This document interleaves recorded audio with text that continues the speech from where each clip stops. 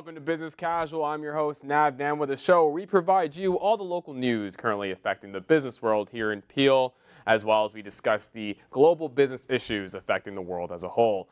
Joining me to kick things off on this week's episode, we are talking the upcoming Startup Weekend Peel, which is taking place on February 19th to the 21st at Sheridan College, Davis campus. To join me to talk about this in further detail, I have the organizers of Startup Weekend Peel, Harpreet, Zingh, as well as Sravanti, Mudunuri.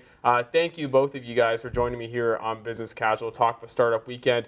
It's a very exciting event. It's an event that provides an opportunity for an entrepreneur or even just a person interested in just meeting like-minded entrepreneurs to really come up with a very great business concept. And before we jump into details regarding the festivities taking place on February 19th to the 21st, give me some background as to how Startup Weekend came about.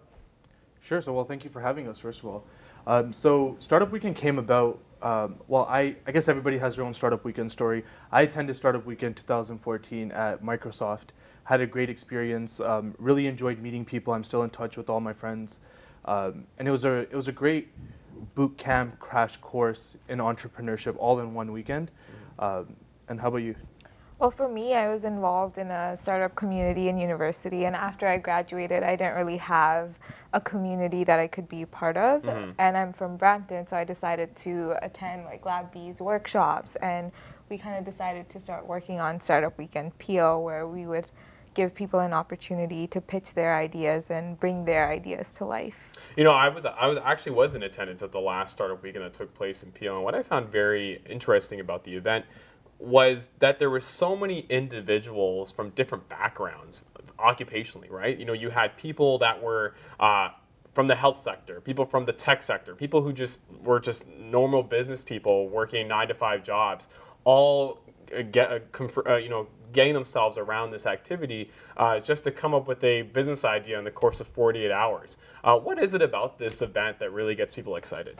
I think what the beauty of entrepreneurship is everybody has something to contribute, and it really doesn't matter what your background is. If you have some value to bring to the table, there's a role for you on the team. Mm-hmm. So I think it's mostly centered around that. I'm joined by two individuals that just started a entrepreneurial YouTube series. It's called the Daniel and Daniel Show. I'll try not to get confused during this interview.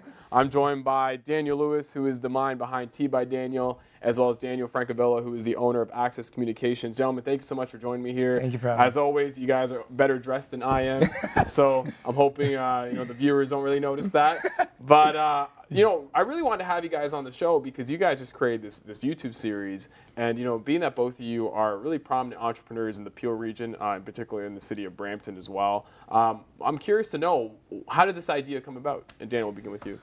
It's funny. I feel like I got to kind of shift it off to you because he's kind of the mastermind behind how it all started. And I think you'd be better to answer it. All right, we'll get the other Daniel to talk. Well, I guess one of the big things for us doing a lot of social media and video production and design for brands is we don't really have any perspective on like what our message is and what we want to get out there. Yeah. And I get to see a lot of entrepreneurs and work with a lot of cool entrepreneurs, including Daniel. We've collaborated on a few projects before. And so to have an opportunity to have full control and just kind of be able to give back and give our own advice is kind of where it started. So we're going to be doing a few different shows, and this was like the first one that we were just jumped in with. Yeah. For me, kind of when Daniel came at me with the idea and kind of told me about it, when I go out there and I speak on behalf of my business or just in general, I get so many questions that I wish I could spend time and really get into, but I can't because I can't like meet with everybody to answer them individually. So this was kind of a way that we could put these general questions and our advice on certain aspects of business out there. So now when somebody has a question, I could simply point them to the video or say, stay tuned. This video is coming out next, so it really helps, in that way. Well, it's interesting you mentioned that, Daniel, because the concept or even the titles of some of these videos that you guys are putting out are just common questions that people have. What should I name my business? Where should I locate it? How do I come up with my idea? Like, these are such common questions for entrepreneurs when they're starting out. It's almost a way, like you mentioned, to be like, hey, just watch the video. I've already answered it. Because you know what? When you're starting a business, I always think back to the aspiring entrepreneur. Yeah. When you don't even really know what it is to be an entrepreneur, you have these basic questions that if somebody could just give you the time of day to just answer, like, what should I do? Or Yeah. how do I name it? You know what I mean? When I was starting out, I was hoping that somebody could just answer those questions for me before we get into the intricate, numbers and finances and stuff like that. Exactly. So it's that basic grounds to start a business that I think a lot of people are wondering about. Yeah.